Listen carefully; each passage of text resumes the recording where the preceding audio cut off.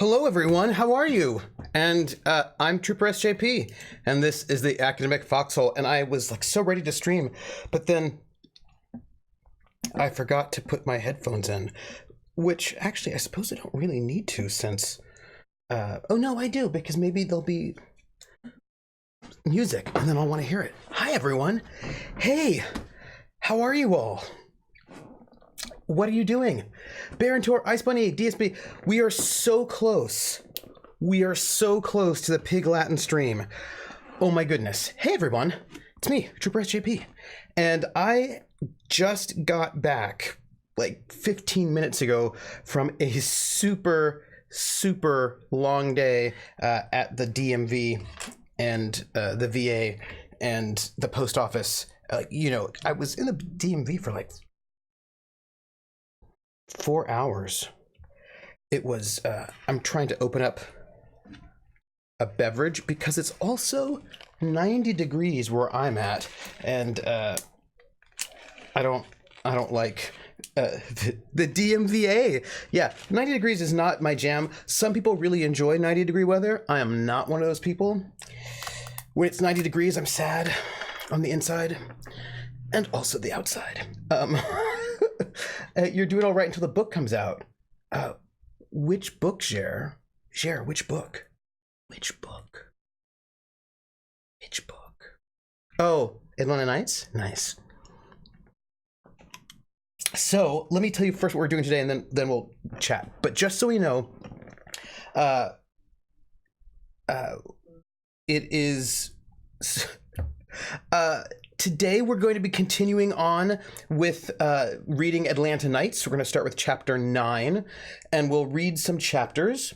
But then we have episode 2 of Gamer Stories today as well, which is when I'm going to interview a gamer about their life and why they got into gaming, how they got into gaming, what do they think about it, what are their thoughts. And I'm very excited for you all. Somebody's watching me, and I have no privacy. Whoa, I always feel that somebody's watching me. Tell me, is it just a dream? Wild Engineer, thank you for that follow. Welcome into the Foxhole. We are very friendly here. You are follower 490, which makes us 10 followers away from the 500 follower goal. And when we hit 500 followers, we're going to do a stream in Pig Latin. I'm going to do a visual novel in Pig Latin. And just the other day, I was, Falcom of Venom, welcome in. And I'm so glad you get to hang out with us because, we are pretty cool folks, even though the weather is not that cool. Right? Thank you. I was just the other day, I was looking through itch.io for some appropriate visual novels. I'm thinking something interesting that is probably like maybe between a half hour and an hour long, like not a particularly long visual novel, something that we could definitely do in one session and maybe even only a half of a session, but something interesting. There's one that actually seems to be very, very short that has an interesting premise, but nonetheless, I'm going to go and search through and find a really good visual novel for us to do in Pig Latin. That was my song. I hope you liked it. Ice Bunny, by the way, says everything over 25 degrees Celsius is too hot, which is true. And also, DSB. Oh, by the way, DSB221 is going to be one of our guests on Gamer Stories in a couple of weeks. Barantor. Not only did I sort my books out, they are completely sorted. My RPG books are completely sorted, except for a couple of the books from the 1980s, which are still in boxes from before my time in the army. But everything is sorted. It's all done. It's done. It starts with GURPS, 3rd edition. Like I do, I start with the game book, the core game book, and then all the supplements in alphabetical order. So GURPS 3rd, GURPS for Dummies, which is a 3rd edition book, GURPS 4th edition, characters, campaigns, and then that's right there. I love how I know exactly what they are from here. That's the GM. That's the GM screen. That's some. Those are some. What is that? That's well, there's a GURPS companion in there, and those are map stuff, you know. And then all the supplements alphabetically, Dungeon Fantasy, and then the Fantasy Trip, and then dice, and D&D cards, and then D&D. You cannot see it, but there's a couple of there's some first edition stuff right there. Most of my first and second edition stuff is actually in storage, so then when that comes out, it'll go right there. And then third, fourth, fifth, and you can't see like Into the Borderlands, all the fifth edition stuff. And then from here, onwards, all of the games alphabetical. Gang, could you hold on 1 second? Hold on 1 second. Hold on.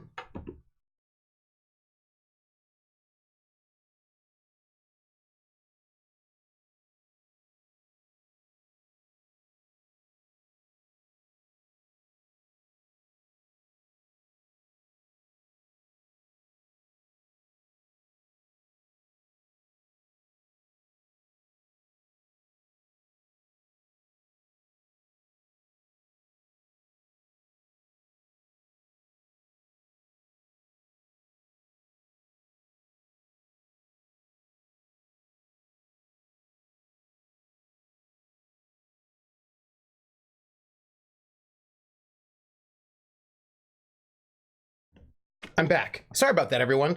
I just was getting a phone call from my doctor, and I was like, what is my doctor doing calling me?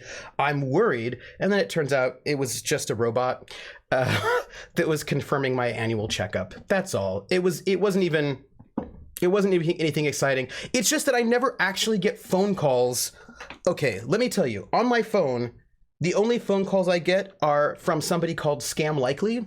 So I never actually get interesting phone calls on my phone. And whenever I do, it's probably something that's not a scam. It is probably something important. And it was just a robot. So it was nothing really exciting. You know, nothing exciting. And when will they move me again?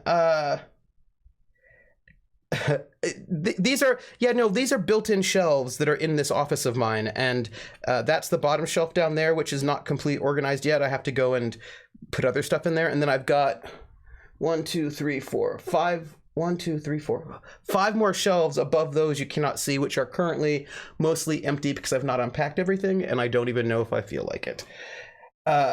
So, you know, Candygram for Mongo. Oh, Mongo. No, I'm back.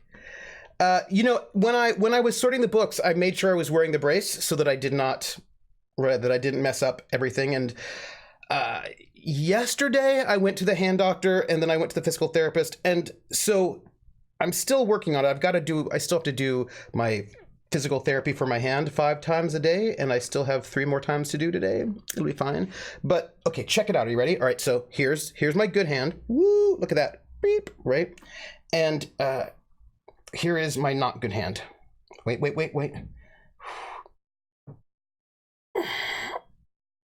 I mean, I'm not there yet, but I'm closer, right? I've gotten closer. Like, I still don't have full mobility, but I'm much, much better than I was. And it still hurts when I do that. But I do have to practice doing it, and I will get better at it. So there you go. That is part of it. Boom. So yeah, and I've got, and these are all right, and then down there I've got campaign stuff and meta books. Tapestry on the table. I've got notifies me to do with all the chat confetti and glitter, and I've got like I don't know. I should tell you this. I wanted to tell you all something. I do have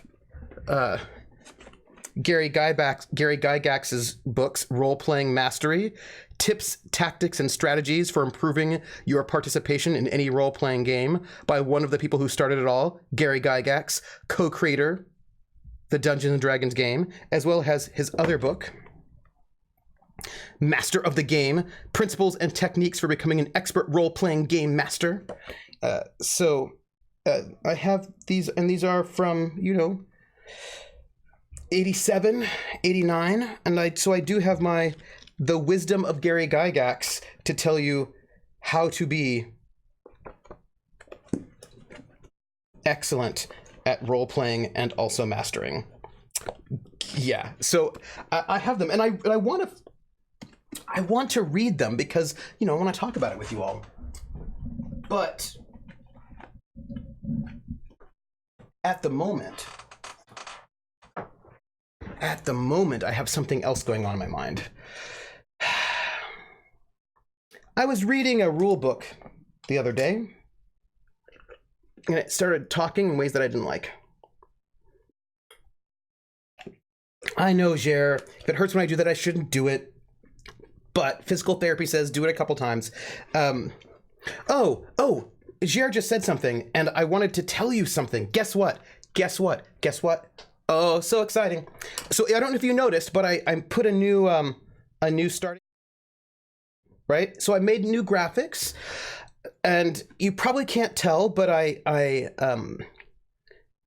updated the graphics here a little bit. So for example, here I added a little shadow. Whoop, there I added a little shadow, and I added a little outline for the letters up there, and there's a little shadow over there. So I've just updated the graphics a little bit, right? And I have right there.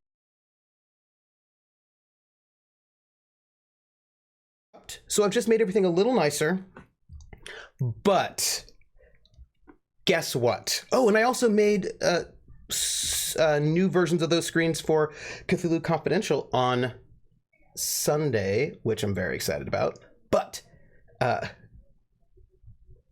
oh, that's right, it does mute me. I forgot, it mutes me when it goes to those screens, so you couldn't even hear what I was saying. That's fine.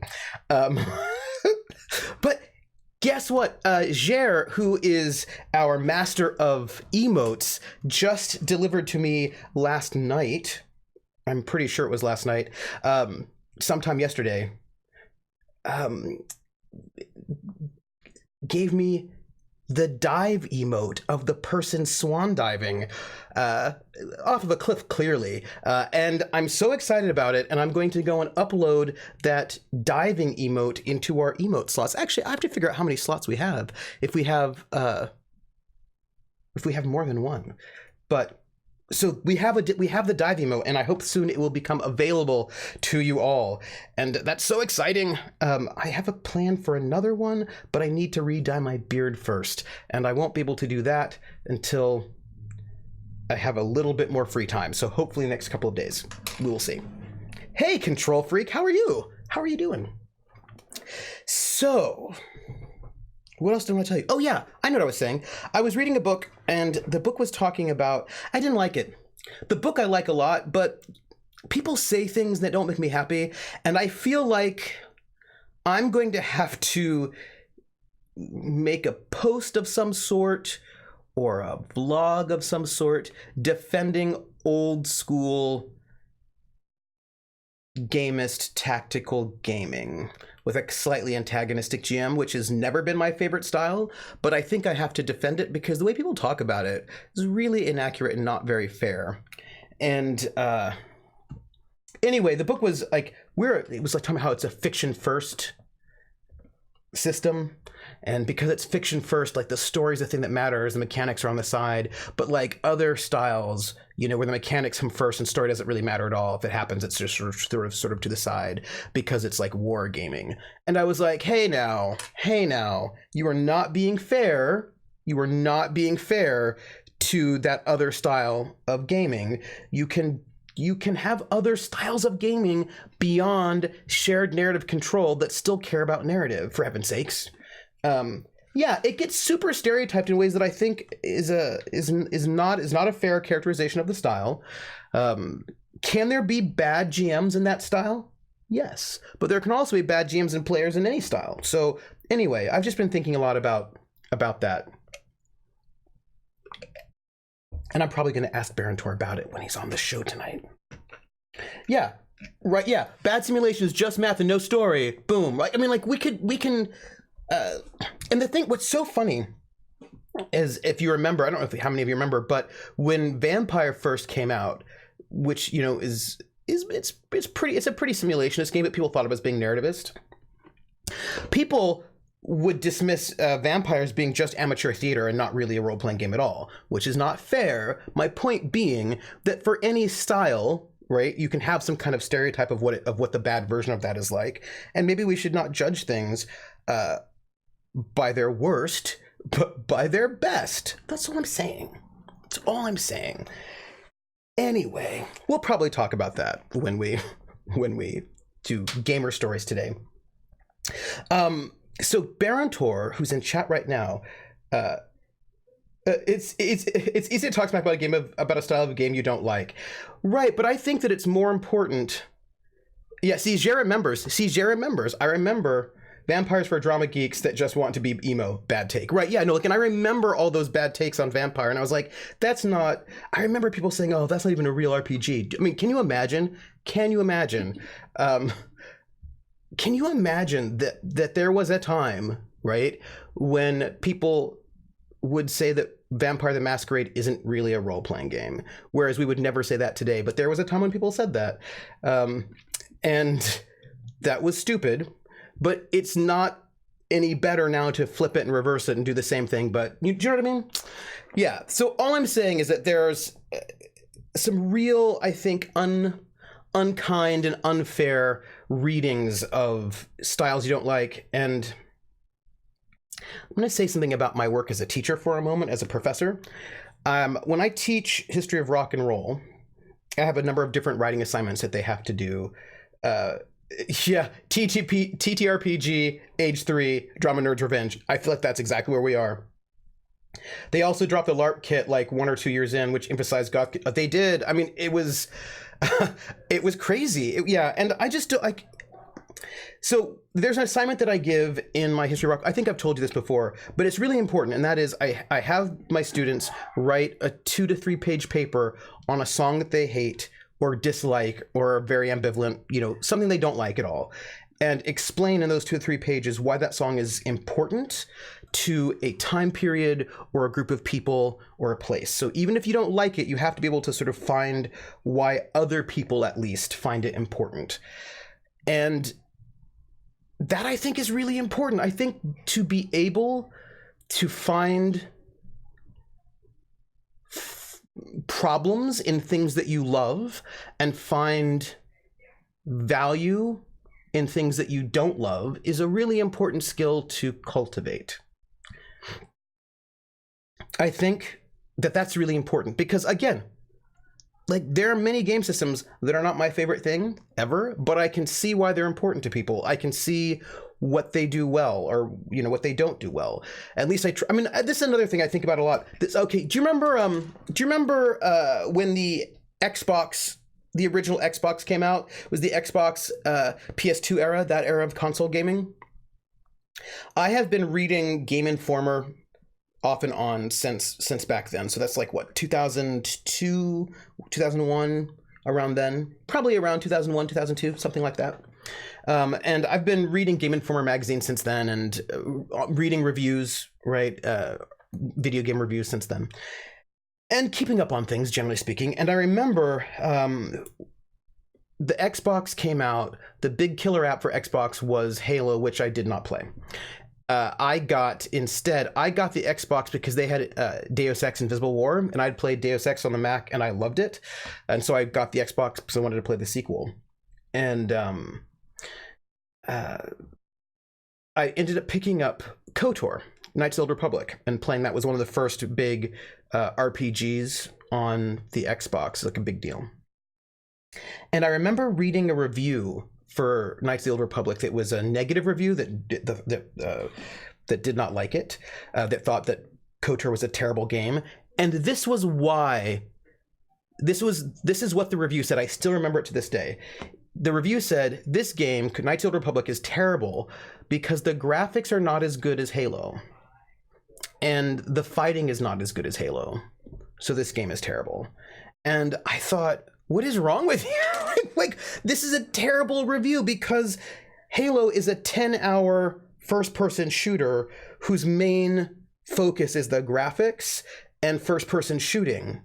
Knights of the Old Republic is a 40-hour RPG whose main focus is A, to emulate D20 combat mechanics, and B, story. Like, they're not in the same genre at all, right? They're not... Oh, what happened? Blue Beam TV, what happened? Oh well. And no time for that. Do you know what I mean? And it was terrible because this review was meant to be some kind of, you know, I don't know, objective review, but it was judging KOTOR by the wrong criteria. Right? You have to judge something by what it's trying to do, and it may not do it well. And then you could say, hey, it's trying to do this thing and it does not do it well. Boom. Right? And then that's fair. But it's not fair to judge KOTOR by Halo standards. I mean, if we did that, I could judge Halo by KOTOR standards and tell you that Halo's the worst game ever because there's absolutely no RPG mechanics. Boom. You know what I mean? Like, what are we doing here? What are we doing? That is not a good take. Not a good take.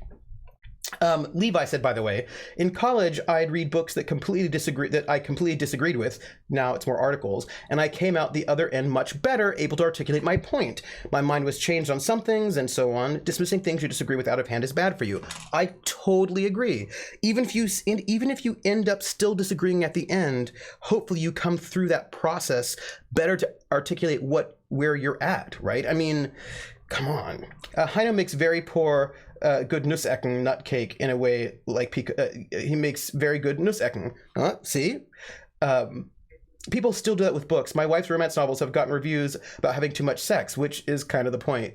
Yeah, right? No, see, this is true. Hey, Contador the Gamer, welcome in. Right now we're talking about judging things by the wrong criteria. And I think this is right. Like, it's like, don't judge. Yeah, this is what I mean. And so I think that there's a lot of...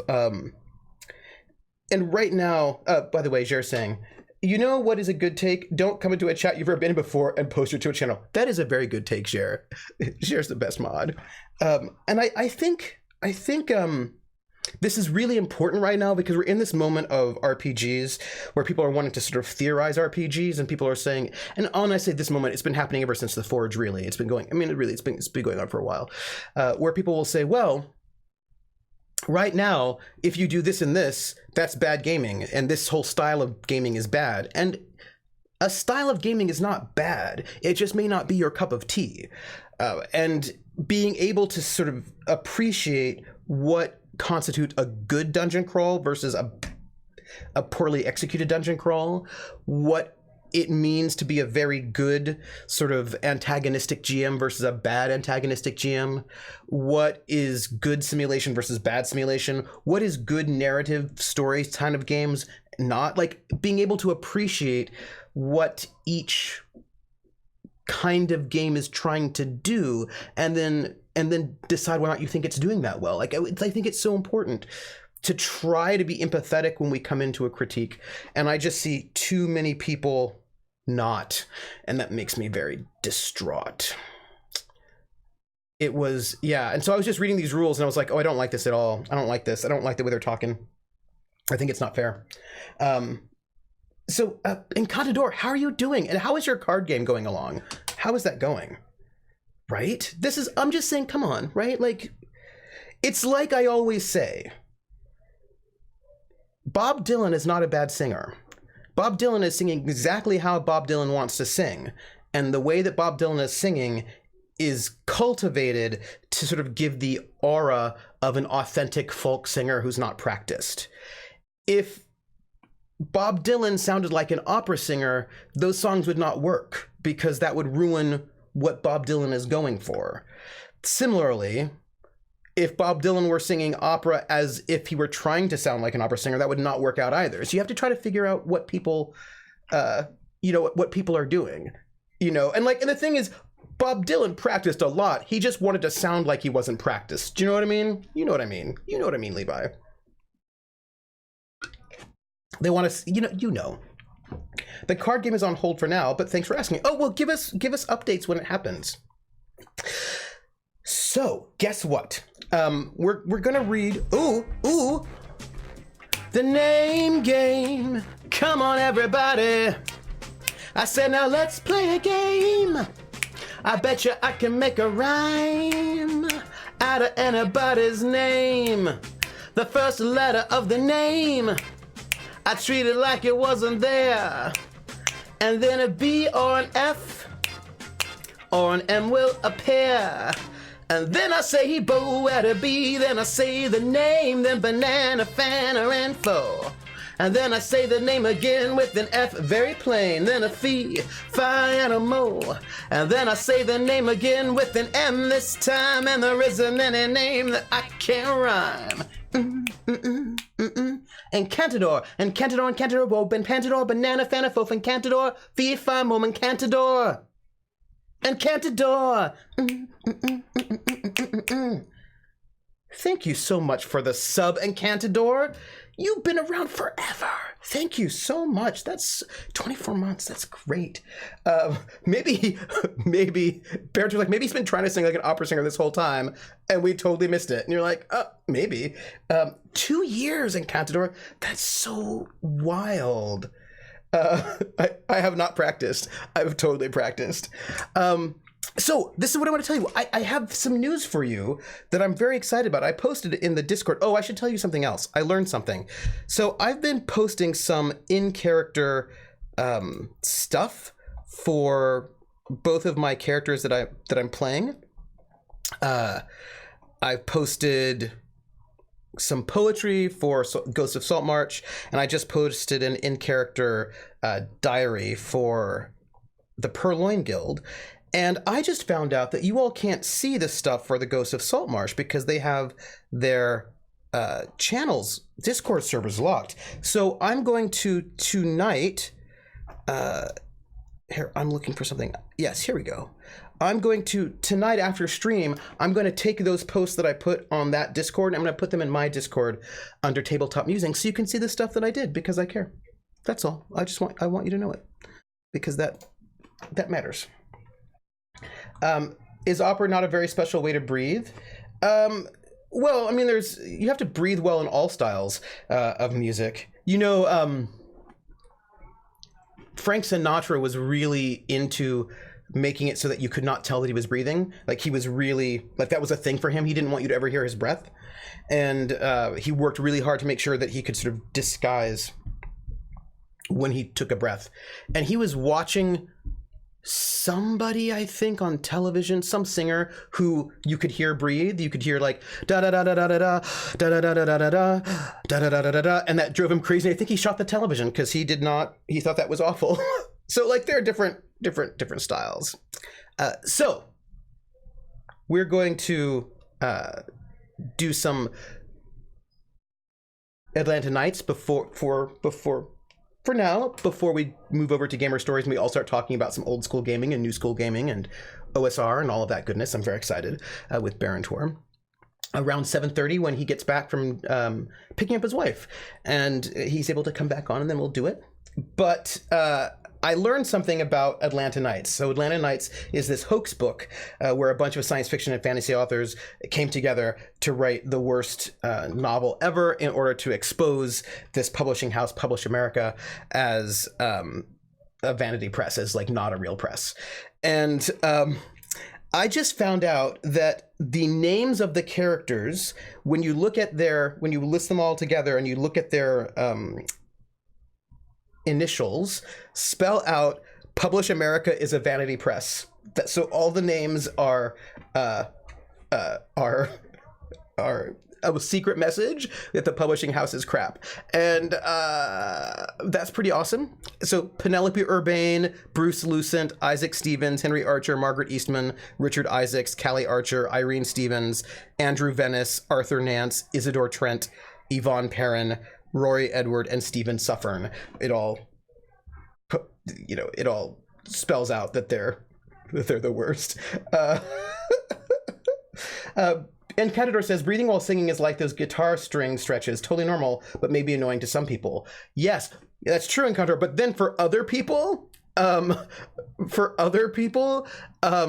sometimes those guitar string stretches are so important that they will dub them in to the recording. Even like if you can't hear them, they might dub them in. Or sometimes I know people will specifically mic the left hand of the guitar so you can hear all the finger stuff that's going on, because they want you to hear it because it feels more real, right? So it's so funny how some people want to hear that breathing because it makes you seem less like it seems to makes you seem more human, whereas other people want you to not hear it at all. Some people don't want you to hear the string screeches, but some people totally want you to hear it. I think it's really interesting what people, right, when people sort of craft the sound of what realness is, and it's totally made up, and I think that's really interesting.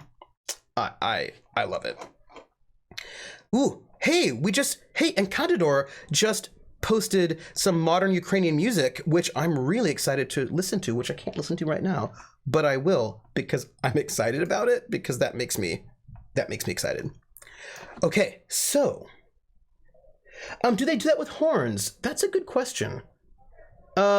I think what they do, instead of like hearing valve sounds, I think there'll be some people will try to make it, they'll want you to hear when the horn cracks a little bit, right? It's like some people want to have that horn sound be completely smooth and perfect. Other people will want you to hear how much you're working, right? So like that becomes interesting. What do you mean this doesn't sound authentic? We ran 3 focus groups and they all said that it does. Yeah, this is what I mean, right? Like we have this imagination. Oh, and I have a new boom arm for my mic. Nice. I've got there's my boom arm right there. I keep the mic right off the screen. I love a good boom mic. So interesting to me. And what I think is so fast. So Kenny G. You know Kenny G, right? He practiced circular breathing so he could do all of those big long lines that he does with continuous breath. And it's really, really hard to do that. Like it's really hard to do circular breathing, and very few people do it. But he worked really hard so he could get this kind of very effortless sound that sounds. I mean, this is what I'm gonna say. People, and this is the sort of interesting paradox that. Was he really on a mini golf show? That's so interesting. Yeah, so what's fascinating, Tommy Torty 10 says, I'm a trumpet player and articulation to start and end notes with the tongue and embouchure is a big thing, right? I mean, it's a big thing. And what's fascinating about Kenny G is that he, you don't do circular breathing in opera, by the way, but Kenny G would practice so hard to get this technique down so you could have these long unbroken lines that sound completely smooth, and it's hard work to do it, but then people would critique him for sounding too smooth, right? So like there's really an interesting paradox that if you work really hard to make it seem effortless, then people think that you're fake, but if you work really hard to seem like you're working really hard, then people think that you're not fake. It's weird, right? I mean, you do not have to like Kenny G, but he is very good at what he does, is what I will say. And what he does is very difficult to do. It's hard. This came up with Miles Davis, right? Because Miles Davis, the trumpet player, did The Birth of the Cool and some kind of blues. He started doing all this sort of like cool jazz. And there are some people who are like, oh, he can't play because he's not playing really fast and really loud, as if that's the only way to show that you're excellent at playing the trumpet or any instrument. But there's difficulty in playing slow and smooth and having it work. Like there are different artistic skills, and sometimes we like a really good heavy metal solo is hard, and that's totally hard, a big flashy one. But there's also something very difficult about doing something very minimal and having it be tasteful and just effective, right? Those are all just different skills. Ice Penny, she was a jazz singer, but I had one lesson with a substitute that was opera trained, and I have never done more silly warm-ups. Oh, opera will make you do silly warm-ups. That's true, because they're like, that's a lot of work. That's all. Some professionals may consider faking the effort in order to still get paid enough. That is also true.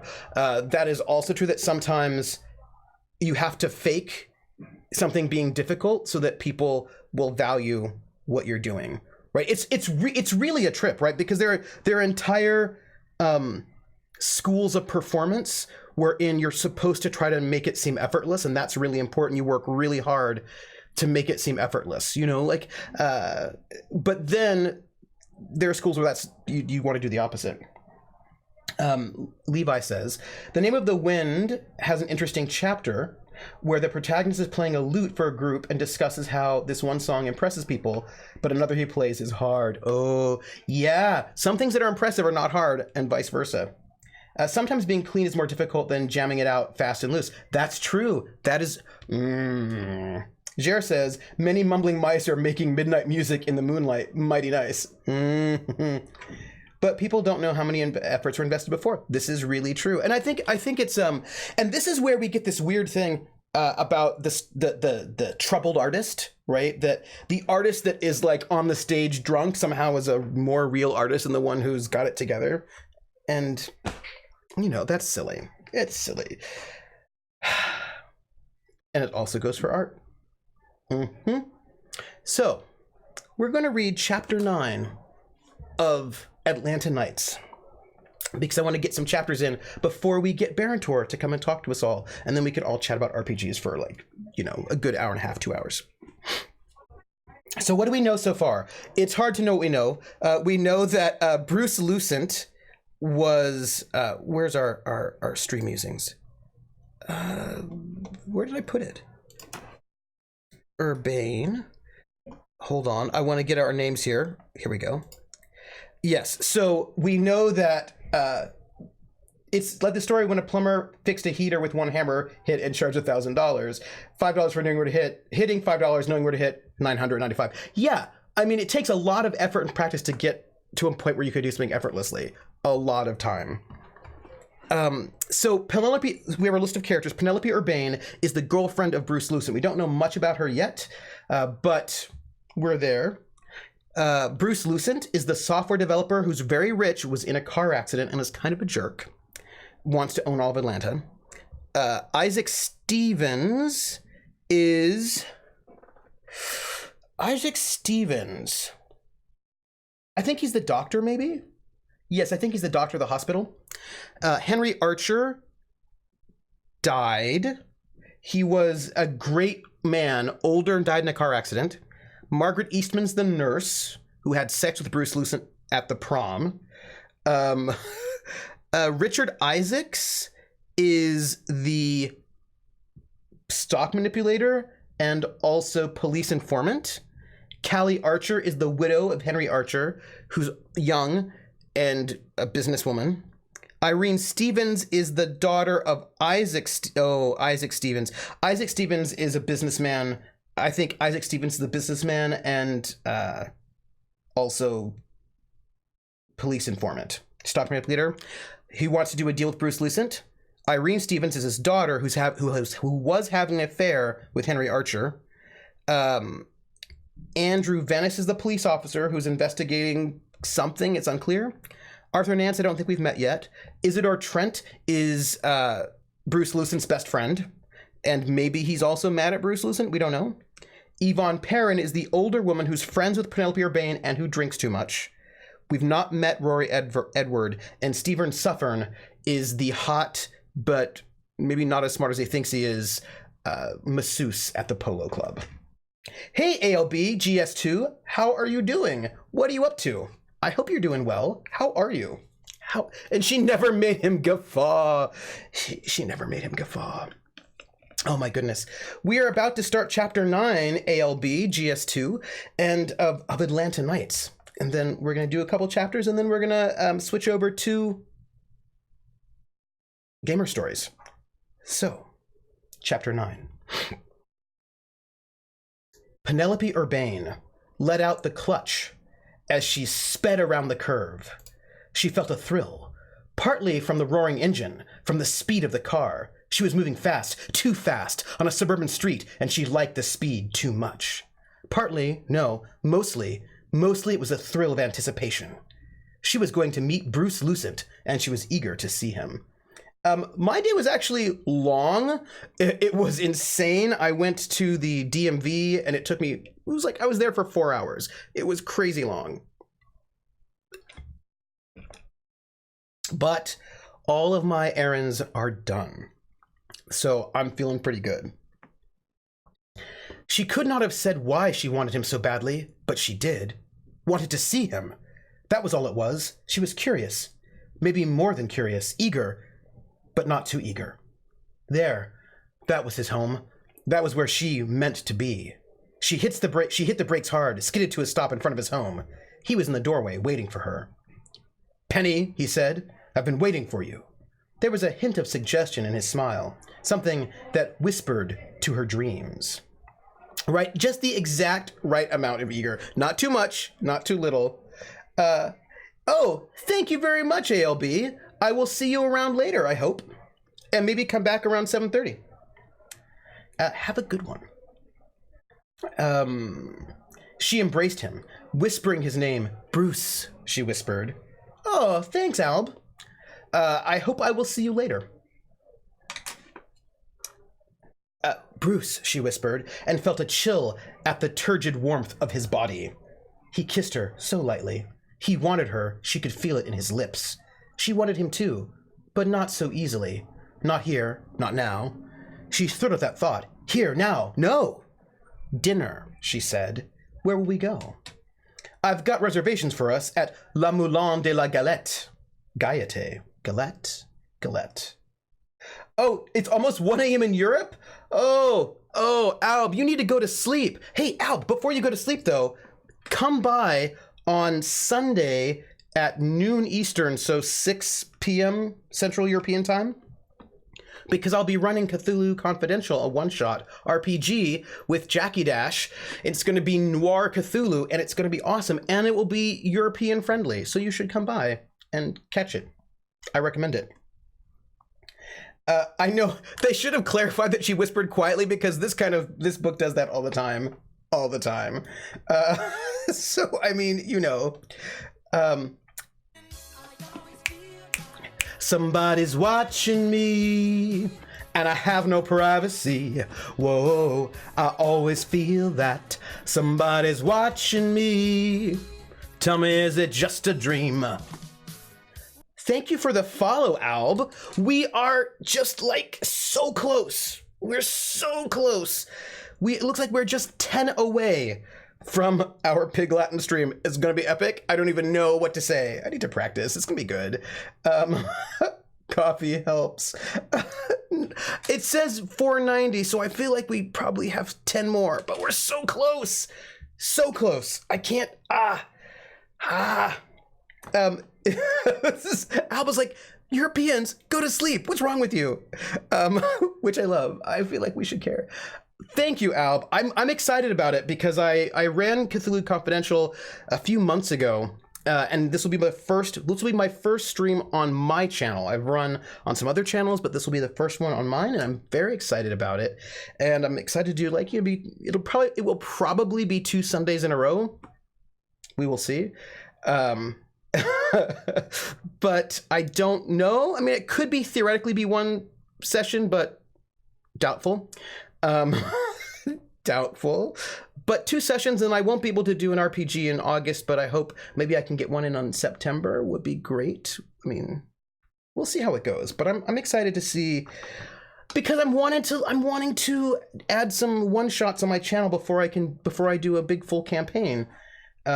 And Jackie Dash is gonna be so good. And in case you want to know, I do have a Patreon, and I'm using the proceeds of the Patreon to help pay the cast.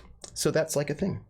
I'll have to be honest, I have no idea what you're doing now. Oh, what I'm doing right now is I'm reading a chapter of a book that was written by the science fiction fantasy authors, and the book is terrible. The book was written to be really bad on purpose because they wanted to expose a particular a particular book publisher as being a scam book publisher.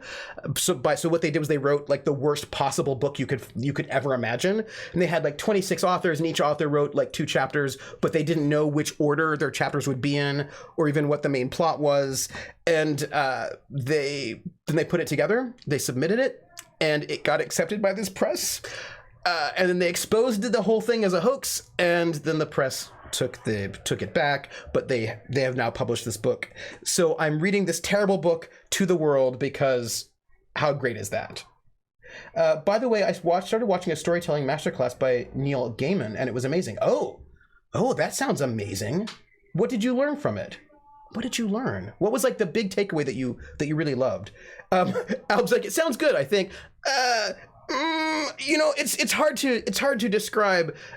Is this a good book? No, it is not. But what they did was brilliant, and that's good. Oh, you have to tell us what you thought was really great about it when you get like a big takeaway. Yeah, it's more funny than good. It's just Drupper being nerdy, so lots of fun. It is a bedtime story. So they have reservations for La Moulin de la Galette. It is well executed given their parameters. Penelope Urbain knew the place. It was French, continental, lit by candles, elegant and intimate. She'd gone there once, alone, and eaten saucisse de Francfort by a window in the back that looked over a moonlit garden. That'd be nice, she said. I like the way you think, Bruce Lucent. Bruce took a remote control from his pocket and pointed at the garage. The engine roared to life as the door began to shudder open. In a moment, a car emerged, its doors opening gently as a suggestion. I'm ready when we are. It's ready when we are, said Bruce. He smiled. I'm always ready, if you are. He was already in on the driver's side. No one had to ask Penelope twice. Good night, Encantador. Go to sleep. I need to learn how to speak Ukrainian so I can say hello and goodbye to Encantador. I feel like that's important. Oh, this looks like it'll be good. There are moments when life... I think I'm too dumb to understand. I'm surrounded by intelligent people here. Oh, no. This book is not a smart book. This is not a smart book. It's a bad book, and that's the point of it. There are moments when life, like a bad movie, gives us theme music. The good stuff is quiet. Maybe Rachmaninoff, played softly in the background. Bach or Beethoven. In the classy films, it's one of those. Or maybe Mozart. Bruce Lucent's life wasn't like that. More like popcorn. The electric pop version. Quick, zippy, headed straight towards a climax. In the end, well, it's a little flat. Too much air. Too little substance. Come on in my house, come on. Come on in my house, I'm gonna give you candy. Come on in my house, I'm gonna give you everything. Dema! Thank you for the host, welcome in. Thank you. Good night, Alb. You have not missed it yet. Right now we're finding about how Bruce Lucent's life is not classical music, it's the song Popcorn, is what we've just learned.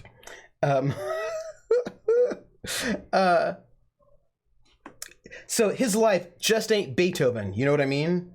But it's something, and we can't all be Beethoven. There isn't talent enough in all the world for that. You'll be back. I will, by the way, Krellin, I will tweet out when Gamer Stories goes live, just so you know. I will re-announce when we go to Gamer Stories. Penelope nestled in the crook of Bruce's arm. It didn't matter to her that the music was popcorn. For her, it was Wagner and the Valkyries all the way. I love your lustrous hair, he whispered. I love red hair, real red. It's so beautiful. Only her hairdresser knew for sure, and it had been years since he'd confided in Penelope. She didn't know what color she'd have without him. She shuddered at the thought. You're a sweet man. Wait, there you go. You're a sweet man, she said. I love your passion. What does distract Trooper from stuff with audience chatter? I get distracted. Ooh. Orange chicken. Well, that sounds really, really good. I get distracted all the time by all of the things. All of the things. Bruce grinned. You make me rapturously happy, he said. Penelope Urbain felt a chill that thrilled her. Me too, she said. He raised an eyebrow. I mean, you make me feel so happy too. Rapturously happy. Yes, that's the word for it. Rapturous. She could feel his firm, studly body under her left hand. He was smiling at her. He looked hungry. I was in an auto accident once, he said. By the way, that was just like a couple chapters ago. The doctors told me I'd never walk again, but they were wrong. She smiled, nestling into the crook of his arm. My house, come on. Come on in my house, come on. Come on in my house, I'm gonna give you candy. Come on in my house, I'm gonna give you everything. Thank you for the hosting, Contador. Thank you very much. Yeah, but Jer said we're not supposed to do that during the other things anymore. There's like a little distraction, but like mega distraction. We're gonna have a whole bunch of talking. It's gonna be really good after this. Like light distraction. Where was I? Oh yes, he was in an auto accident. She smiled, nestling into the crook of his arm. Of course they were, she said. How did you recover? I lived my dream, he said, and didn't let their naysaying dissuade me. She pressed her voluptuous body against him. He was pulling into the restaurant's garage, turning, downshifting, jamming the brake. They were there, parked. The valet came to her door, helped her from her seat. Bruce gave the man his keys and a 20. The man smiled knowingly. Bruce took her arm and led her to the door, where they waited a long moment for the maitre d'. You're in software, she said. Clearly this... Yeah, in an earlier chapter, she knew him very well. In this chapter, not as much, apparently. Bruce smiled. I'm a software developer, he said. Well-to-do, about 20. I have a studly body, don't you think? She looked him up and down. It was indeed the finest body that money could buy. She smiled. If I tell you have a sexy body, she said, would you hold it against me? He put an arm around her, pulled her close. You know I would, he said. She purred. I like that, she said. I like Atlanta. It's such a cosmopolitan city. Bruce whispered in her ear. It is. Atlanta is a great place for an enthusiastic would-be novelist to write about. The Atlanta Journal-Constitution is a first-rate paper, and CNN is headquartered right here in Atlanta.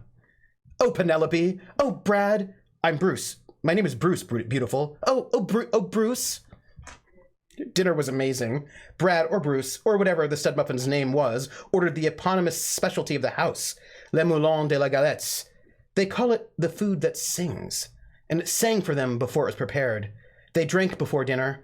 Bruce ordered, quietly speaking to the waiter, "Du orangon, s'il vous plaît, double fort." With dinner, there was a magnum of champagne, and after dinner, there was coffee and brandy. Penelope felt her head swim as she rested it into the crook of Bruce's arm. It was an amazing meal, an experience she would always treasure. She wanted him so bad, and there, in the quiet that was the candlelit restaurant, he touched her. She didn't resist. He wanted her, and she wanted him too. That was chapter 9. Atlanta, it is cosmopolitan. I do like there's a little sort of moment where you're just clearly getting, what would you call it, travel brochure information about Atlanta right there in the chapter. I think my point was more to keep the distractions on topic. If we're playing a game, distract with game talk. If doing RPGs, just distract with RPG talk. I'm only able to distract with terrible writing. That's fair. I think I find the terrible writing of this book fascinating, and I wonder, like, I don't know if I'm good enough to write a really bad chapter. Like, I don't think I'm a good enough writer at this point in time to be able to come up with a really excellent bad chapter. I think it would be hard, you know? Hey, Sea Spider Mix. We are going to start chapter 10 of Atlanta Nights right now. Yeah, I think writing badly well would be really difficult. I think that'd be really hard to do super, super well. Hey, Sea Spider, how you doing? What is new? What's going on? The Elegant, chapter 10. Well, the thing is, Krellin, I'm interviewing some folks. We can talk about things, but you can ask them questions so we can talk about it as well. literary ASMR. So we have like some, a good topic around. So it's more focused. And I'm excited to find out, I'm excited to find out what community members have to say, right? And I'm excited about that. The elegant Polo Club walls were adorned with a great plenitude of exquisite paintings, depicting a tremendous multitude of beautiful scenes, with still lives of flowers, horses, sailing boats, and landscapes. They are from all sorts of great painters, and they had one every few feet. Their frames are gold, gilt, and filled with curlicues and fancy carving. The floors were polished white marble, with veins of luminous color running through them, and you can see your countenance in them because they polished every morning. A commodious, confident cloakroom was standing discreetly behind the double door for coats, but was empty on this lovely, gorgeous, beautiful morning. There was an elegant, gracious, wide stairway to the second floor that had gilt on the black iron railing. It was orthogonal, and it curved around it. The carpet was bright, vivid, glorious red.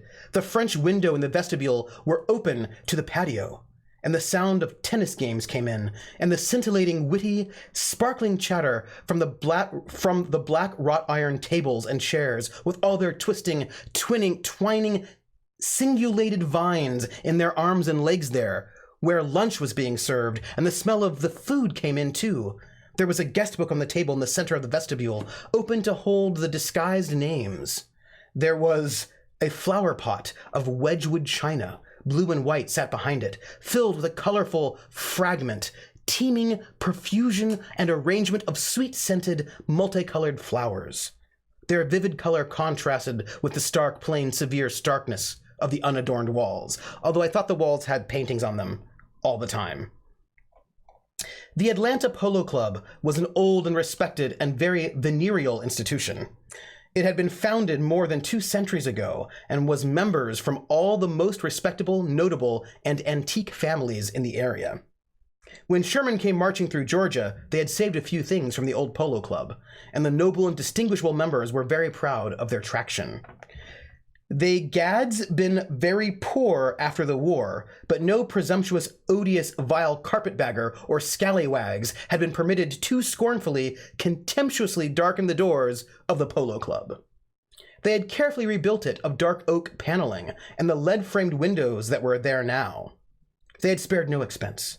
They had played polo wit cavalry horse brought carefully back from the war, by young, handsome, honorable cavalry officers of immemorial memory from the war.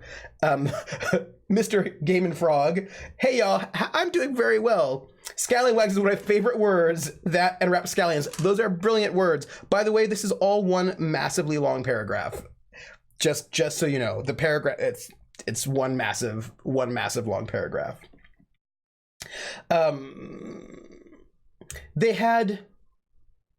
They were very proud of their disgusted memory and extended ancestry. Where were we? They had antique cavalry swords crossed over every marble fireplace. Many people tried to join it and couldn't. It was very exclusive. Some of the aged members don't want anyone at all from the North to join, but there were other members who were retrogressive and onward-thinking, and they managed to ease folks about those members as long they stood docility and listed resentfully when the members talked prolixly about the novel war. Some of their new members were very good polo players, and they had industriously managed to won many difficult games.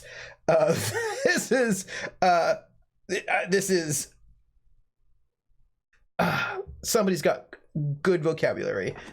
Good vocabulary. Irene Stevens starts to pertly walk into the Polo Club. She had long blonde hair and a voluptuous body. She was about 20. She was dressing in an expensive designer cerulean gown and not a bit of jewelry. Her beauty needed no jewelry. She tried and signed the guest book. She had come there from her hotel, where she had checked out that morning.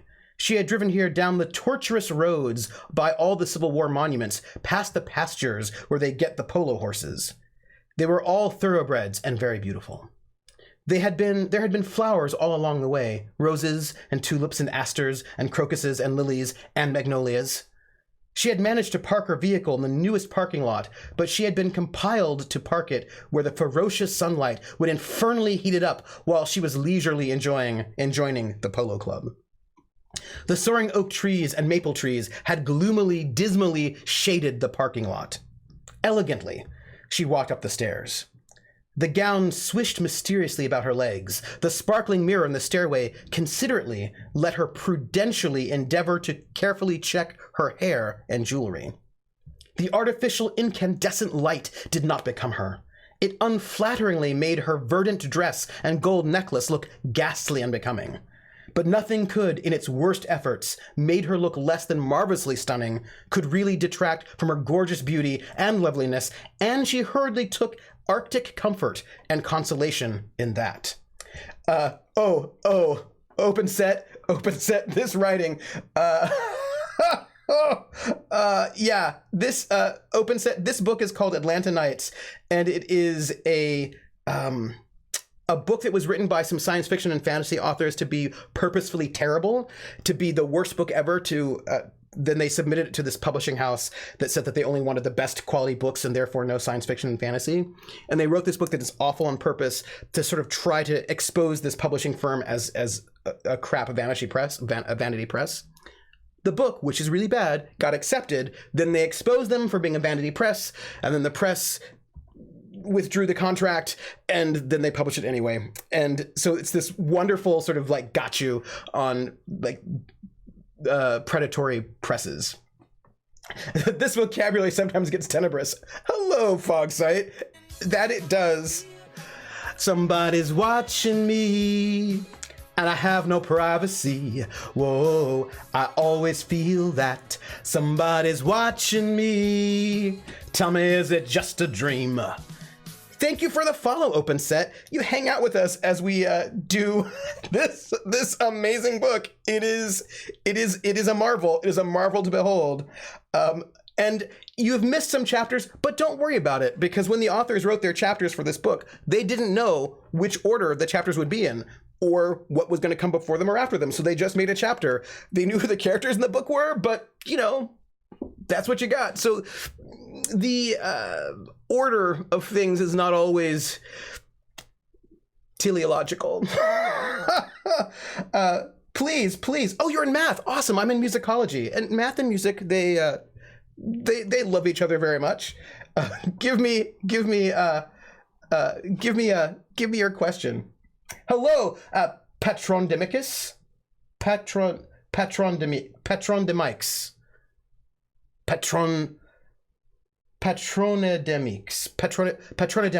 Patronidemics.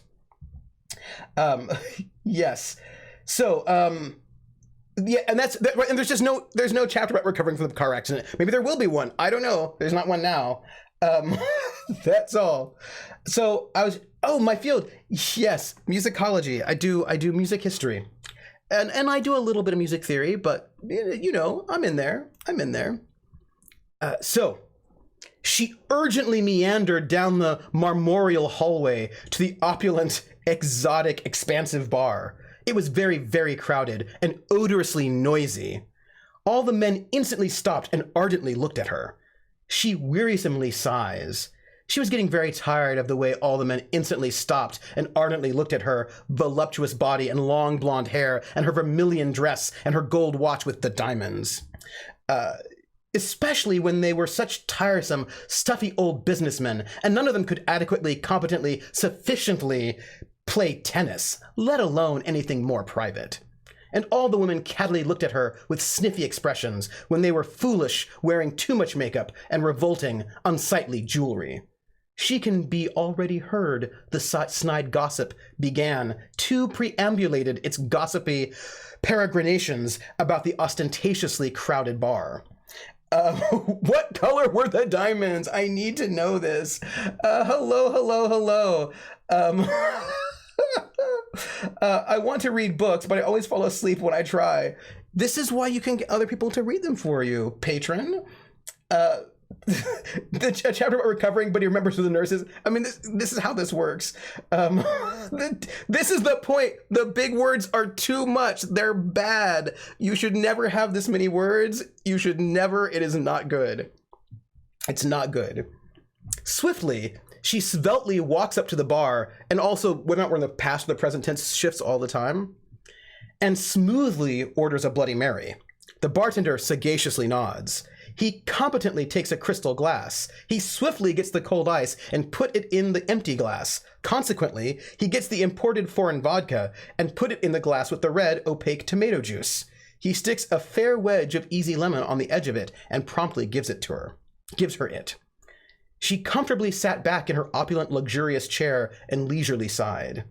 This was the right thing, after a long, wearisome, odious burdens and troubles of an appalling day like that. She toyed with her pearls. The comfortable chair was brown leather and very nice. She liked it. And she was here in the bar. Alone. It was nice. Jewelry is one of those things where people think those wearing any less than them are poor, not stylish, and wearing one more ring is gaudy. Isn't that weird about jewelry? And also, it's a little bit unclear whether or not she's wearing no jewelry or some jewelry or how much jewelry or what jewelry, because it starts with her wearing no jewelry, but then she's got pearls and a diamond ring. A diamond watch. I don't even know what's going on with her. No one would talk here. She carefully tried and soothed out the skirt of her sallow dress. She fortuitously remembered Henry Archer. She managed to shivered in memory. No wonder no one was looking attentive anymore next to him. She sips her martini. Didn't she have a Bloody Mary? She had a whatever. Several plain rings aren't necessarily gaudy looking, but no, we don't even know if the pearls really exist or if they're a figment of her imagination. Levi, I don't even know. That was when Stephen Suffern saw her. Stephen was a well-built and well-hung young masseuse at the Polo Club. He has an eye for the ladies, but bats for both teams. His eyes narrowed when he saw her. Irene Stevens, here, misspelled, alone. There was no one around. No one would come to the Polo Club on such a dreary, wet day, especially so entirely early in the morning. Thunder cracked thunderously overhead. There was a loud, voluminous drumming and thumping of precipitous and abundant rain. He walked toward her, slowly, took each step in leisure, contemplating Irene with gimlet eyes, taking in that voracious figure and the elongated blonde hair, the carroty dress, the ruby band. He wanted to linger, to savor the moment, to pounce at once. She leisurely drank from her gin and tonic again. Irene, he pontificates, you are the daughter of Isaac Stevens. I will reveal your dark secret to your father, unless you allow me to have my way with you. Steve Suffern. How can we know what is real without the adverbs? I don't think we can know what's real without the adverbs. This is the thing, right? Right, it was a martini at one point in time, and then I actually think it was a Bloody Mary. So what drink she's drinking seems to be not consistent from paragraph to paragraph. It's fine. He is a cad. No, exclaimed she, horror-struck. Yes, grated he harshly. You will not, expostulated she. I will reveal your dark secret, exclaimed he. I will not allow you to have your way with me, she avowed. You will, he averted. No, you won't reveal my dark secret, threatened she, numbly. My father will never believe you. I will, and he will, exerted he. I'm sorry. Now they've mixed up the pronouns. I will and he will, exerted her. You won't and he won't, claimed he. I will and he will, remonstrated he. You won't, explained she in an explanatory tone of voice. My father will be very, very, very furious with you. He will certainly blame you. I will and he won't, demonstrated he contemptuously. You won't and he will, proclaimed her definitely. I will and he won't, declared he defiantly. You won't, denounced her angrily. I already told him last Tuesday. I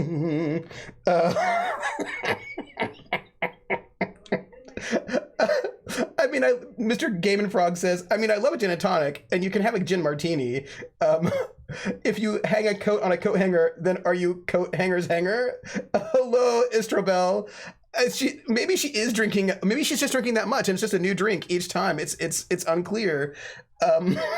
If she's drinking all these drinks, says Mr. Game and Frog, that explains the lapses of a narrative. And that is true. That is true. Hi, Wild Engineer. I already told him last Tuesday. You are... It does have a Dr. Seussian sort of style to it, Critwitch. Hi, Critwitch. You are listening to Atlanta Nights, which I actually think I made... Oh, that wasn't it. I didn't spell it right. Nights. Yes. I have a command. The grouping that banter was bad. It's not good. It's no good bad. And that's the best part about it. That's the best part. It was as if a copious galleon of wintry water had been surreptitiously poured over his handsome head. He sat stonily and goggled explicitly and gaped impressively as if he were a fish precipitously extracted from its appropriately aqueous environment. He boisterously, wordlessly, softly sputtered like a boiling tea kettle. He stolidly sat like an ancient, moss-overgrown statue from the radiantly fragrant gardens that the noble city was plenteously, bountifully endowed with. She contentiously got up and stylishly walked away, her amethystine dress swirling about her ankles, fondly remembering his exquisite, superb physique and form of his well-proportionate, muscled body. She dazedly walked down the polished wood of the stairway and out of the Polo Club, and up the hill and under the oaks, and over to her vehicle. Chapter 10. Hello, Lurky Shep. Welcome in. How are you doing? I don't know. I smoke a lot of weed. Never had time lapses like this. I mean, I don't even know what all is happening, and I appreciate that very much. It makes me very happy. I don't eat. Yeah, I know, right? The dress changed color 3 times. The drink changed color at least 4 times. The dialogue was special. Oh, you're back. Awesome. Welcome back. So everyone, we just finished chapter 10 of Atlanta Nights, but Barentor is in. He's here. Barentor, are you in your office? Are you ready for me to bring you in so we can talk about the gaming? Are you here? Are you ready? I think Barentor is ready. If you do not mind, we're going to take a 5-minute break so that I can get Barentor up on Zoom, and then we can do our gamer stories where we talk to Barentor a bit and we see his gaming journey, and then we can all talk a lot and ask questions. It'll be really good. So, my friends, give me 5 minutes and we will be right back in 5. Get a drink of water and stretch your legs. Be right back.